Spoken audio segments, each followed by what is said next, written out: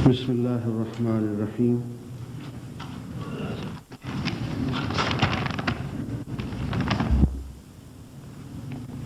اللہ اکبر۔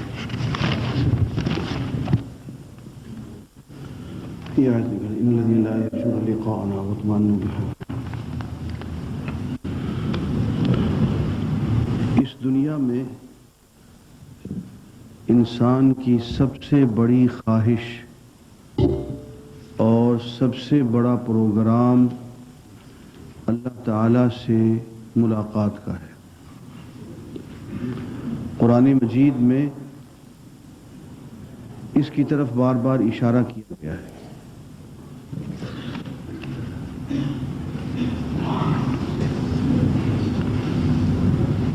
جی ارشاد ہے ان الذین لا یرجون لقاءنا، بے شک وہ لوگ جو کہ ہم سے ملاقات کے امیدوار نہیں ہیں، وَرَضُوا بِالْحَيَاةِ الدُّنْيَا، اور دنیا کی زندگی پہ راضی ہو گئے ہیں، وَاطْمَأَنُّوا بِهَا، اور اسی میں انہوں نے اپنا من لگا لیا ہے، وَالَّذِينَ هُمْ عَنْ آيَاتِنَا غَافِلُونَ، اور وہ لوگ جو ہماری آیات سے غافل ہیں، اولئک مأواہم النار، ان کا ٹھکانہ آگ ہے، بما کانوا یکسبون، ان کی کمائی کا یہی نتیجہ۔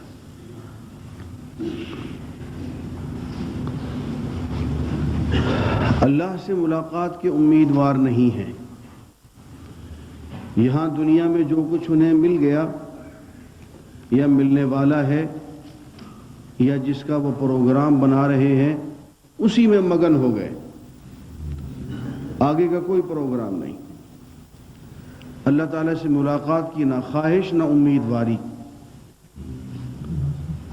اور سبب اس کا کیا ہے؟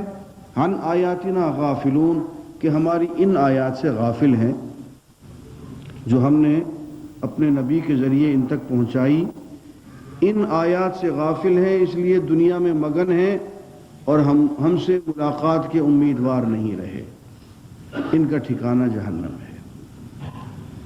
عزیزان گرامی، اس مقصد کو حاصل کرنا ہے کہ منزل مقصود، قبلہ مقصود وہ سیدھا ہو جائے، اور اس کا ذریعہ کہ ہم عن آیاتنا غافلون نہ رہیں، وہ جو آیات اللہ تعالیٰ نے بھیجی ہیں ان سے غافل نہ رہیں، بلکہ ان آیات کے ذریعے جو اللہ نے بھیجی ہیں اللہ تعالیٰ کے پیغام کو سمجھ کے اللہ تعالیٰ تک پہنچنے کا راستہ بنائیں۔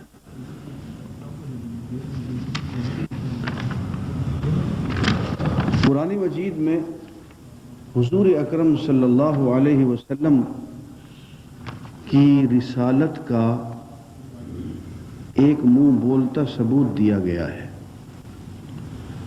اور وہ یہ آیت ہے جو بار بار آ رہی ہے، فَقَدْ لَبِثْتُ فِيكُمْ عُمْرًا مِّن قَبْلِهِ أَفَلَا تَعْقِلُونَ، دیکھو اس سے پہلے میں تم میں ایک عمر گزار چکا ہوں، 40 سال، بچپن سے لے کے نوجوانی اور پھر جوانی، 40 سال میں نے تمہارے درمیان گزارے ہیں، افلا تعقلون، تم عقل سے کام نہیں لیتے۔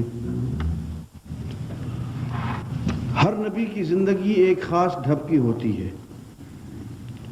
اور وہ زندگی اس طرح کی ہوتی ہے کہ کبھی مذاق میں بھی ان کے منہ سے جھوٹ نہیں نکلتا،